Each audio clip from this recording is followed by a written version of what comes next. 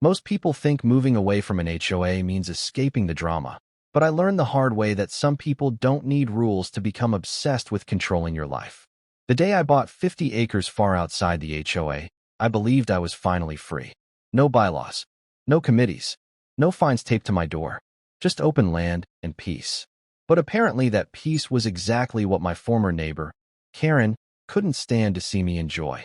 Because when I put up a locked gate on my own private road, miles away from her property, she snapped. And what she did next wasn't just petty, it was downright unhinged. What made her think she still had authority over land she didn't own? And how far was she willing to go to reclaim power she never had?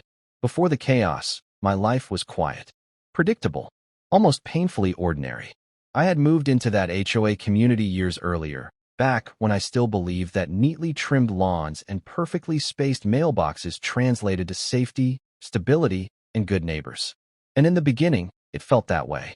My home sat on a tidy little cul-de-sac lined with manicured hedges, identical driveways, and the constant hum of lawn equipment, because the HOA required weekly maintenance and surprise inspections.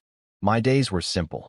Work, come home, tend to a small vegetable garden, and occasionally chat with the few neighbors who weren't obsessed with reporting every perceived infraction to the board. The only person I genuinely avoided was Karen, my across-the-street neighbor and self-proclaimed protector of neighborhood standards.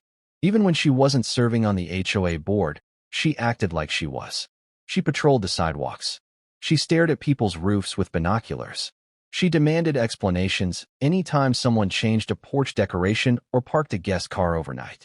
I mostly kept my head down. I stayed polite, quiet, compliant. But inside, the rules felt suffocating. I couldn't hang outdoor lights without approval. Couldn't put up a shed unless it matched the community color palette. I even received a written warning because my trash can was visible for 7 minutes longer than the approved time window. 7 minutes.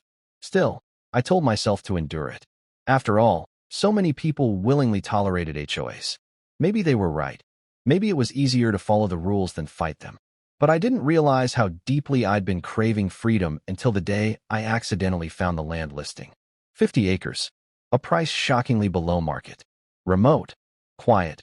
Surrounded by trees and untouched pastures. No nearby developments. No committees. No one watching over my shoulder. I visited once and instantly knew. This is where I'm meant to be. I bought it within days. And with every box I packed, I felt lighter.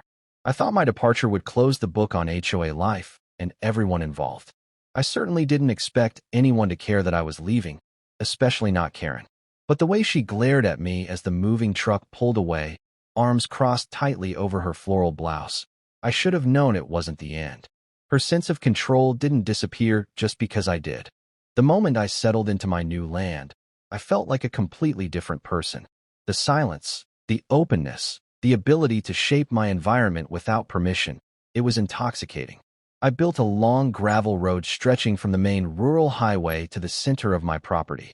It wasn't fancy, but it gave me access to the areas I wanted to develop, a cabin site, a workshop, and eventually, modest farming pasture. I installed a sturdy metal gate at the entrance of my private road. Nothing dramatic, just a normal gate with a numeric lock. I didn't need to keep out anyone specific. It was simply standard rural practice. But apparently, that one small gate became the spark that ignited everything. 2 weeks after I moved fully onto the land, I started noticing strange things. Car tracks where no one should be driving. Footprints near my storage shed. Small items, like work gloves and measuring tape, moved from where I left them. Nothing was stolen, but someone had clearly been wandering around. At first, I wondered if it was local kids or hunters passing through. But when I found a folded piece of paper tucked under a rock by the shed, I realized this was something else entirely. The note was written in a neat, overly careful cursive. This land should not be blocked off. People use this area regularly. The gate is inappropriate and should be removed. I stared at it for a long time, trying to make sense of the entitlement. This was my land. There was no shared easement, no right-of-way, no neighbors for half a mile. Who exactly thought they had the right to access it? Then I saw the signature at the bottom. A concerned former neighbor. Former neighbor. There was only one person who would write something like that. I dismissed it at first. Maybe she had been bored and decided to drive by, assuming she knew better than me how rural property should be managed. But the situation escalated fast. A week later, I came home from town to find my gate wide open. The lock had been cut clean through. Bolt cutters, large, industrial ones, had been used. The cut edges were fresh, deep, deliberate. My heart was pounding as I inspected the ground and saw tire tracks leading far into my property. Someone had driven in, looped around, and left. I followed the trail all the way to my partially built workshop, where fresh footprints circled the structure. Every instinct screamed at me that this wasn't random. This was deliberate trespassing. Someone knew I lived alone. Someone wanted me to feel watched. I replaced the gate lock with a heavier one. A thick, hardened steel shackle. The kind you needed serious equipment to cut. I also added a trail camera hidden in a nearby tree. The next morning, I found the lock broken again. The camera was ripped off the tree and thrown into the brush. The memory card shattered. This wasn't hunters. This wasn't kids. This was someone who wanted access and wanted me to know they could get it. The final confirmation came when I received a letter in my rural mailbox, a mailbox no one had any legitimate reason to visit. The return address had been left blank, but the handwriting was unmistakable. The same careful cursive. You cannot restrict public access. Remove the gate immediately or further action will be taken. I felt a cold heaviness settle in my chest. I knew this tone. I had lived under it in the HOA community for years. Only one person believed she had jurisdiction everywhere she went. Only one person believed further action was something she had the right to threaten. Karen had followed me. Not literally moved next door, but mentally, she had carried every ounce of her controlling obsession all the way to my land. She still believed she had authority over me, over my choices, over my property. That realization changed everything. I contacted the sheriff's department and filed a trespassing complaint. They took it seriously, especially when they saw the destroyed camera and cut locks. But without video evidence or a clear identification, they couldn't do much. All they could say was that they'd start patrolling the area more often. For weeks, the pattern continued. Locks cut, gate forced open, items on my land rearranged, notes left with increasingly aggressive language. Each incident felt like Karen was testing the boundaries, trying to see how far she could push before I broke. But the moment I discovered deep tire ruts near my cabin foundation, ruts clearly made by the same SUV she drove back in the HOA neighborhood, I felt something inside me ignite. This wasn't about petty control anymore. This was about safety. This was about sovereignty over my own land. And if she wanted a confrontation, it was inevitable. The breaking point came on a cold, crystalline morning when the air felt unusually still. I had just finished installing a reinforced steel chain across the gate, something even bolt cutters would struggle with. It wasn't decorative. It wasn't meant to look intimidating. It was simple, heavy, and secure. I had also reinstalled trail cameras, but this time I hid them better, camouflaged high in trees, angled toward the gate, the road, and the entrance to my workspace. As I returned from checking a fence line on the far side of the property, I noticed dust rising near the road. A vehicle was approaching. My stomach sank as the familiar shape of a silver SUV emerged from the tree line. Karen, not sneaking, not hiding, driving boldly, straight toward the locked gate. She stopped just inches from it, got out of her car, and stood there with her arms crossed, staring at the chain like it was a personal insult carved in metal. She didn't know I was watching from a distance. I recorded everything from my vantage point. She tugged at the chain, hard, then marched back to her SUV. When she swung open the trunk and pulled out a pair of huge bolt cutters, something inside me clicked. This wasn't just trespassing anymore. This was malicious, deliberate destruction. Before she could clamp the cutters onto the chain, I stepped out from behind the trees and walked toward her. Not angrily, not shouting. Calm, steady, like someone who had finally had enough. When she saw me approaching, she didn't look startled. Instead, she looked offended, like I had caught her in the middle of a task she believed she was entitled to complete. She dropped the bolt cutters to her side and started speaking rapidly, insisting the gate violated local pathways, accusing me of blocking land people had always used, claiming she had every right to be here. I didn't argue. I didn't raise my voice. Instead, I reached into my pocket and pulled out a small remote. With a simple click, the concealed loudspeaker near the gate activated, projecting a clear, unmistakable message.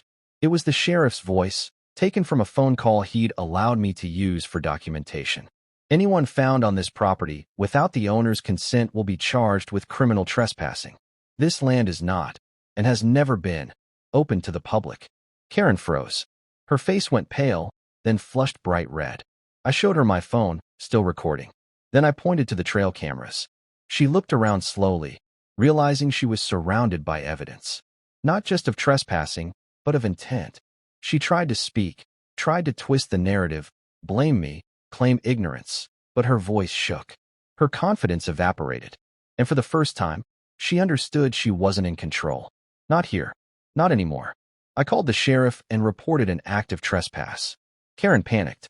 She hopped into her SUV and tried to drive off, but the gate blocked her, and I didn't open it. She waited in her car, trapped, pacing in circles of panic inside her own mind, until the sheriff arrived 20 minutes later. What followed was the closest thing to public humiliation she had ever experienced. The sheriff walked her through her actions, each one a violation, each one documented, each one fully prosecutable.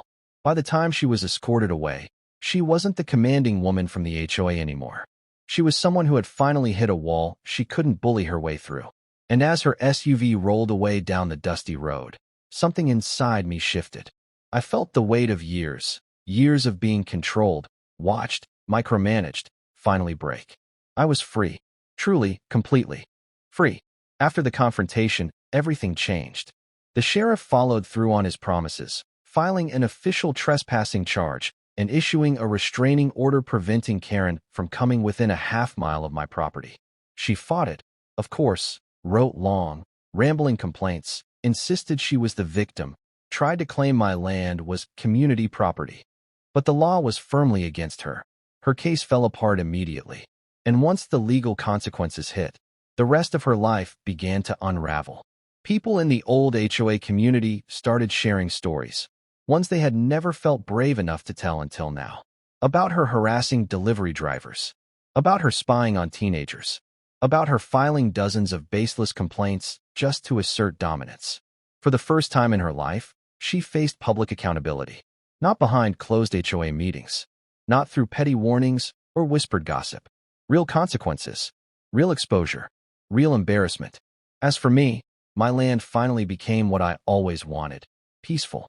No more cut locks, no more trespassing, no more signs of intrusion. The silence returned, this time unbroken and genuine.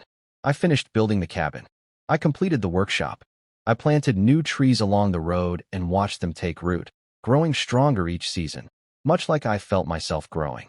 Sometimes I would stand at the gate, hand resting on the cool steel chain, and think about how strange life is. How a simple move away from an HOA, not an act of rebellion, just a desire for space, turned into a final battle for autonomy. And strangely, I was grateful it happened, because for years, I had let people like Karen dictate the rules. I had lived quietly, trying not to make waves. But owning this land, defending it, standing my ground, it changed me. It reminded me that freedom isn't given. It's protected. Every day, the land taught me something new. That peace feels different when you've earned it. That boundaries matter, especially the ones you enforce. And that some people can only control you if you let them. As the seasons passed, the incident became a story I occasionally told friends, always met with disbelief and laughter.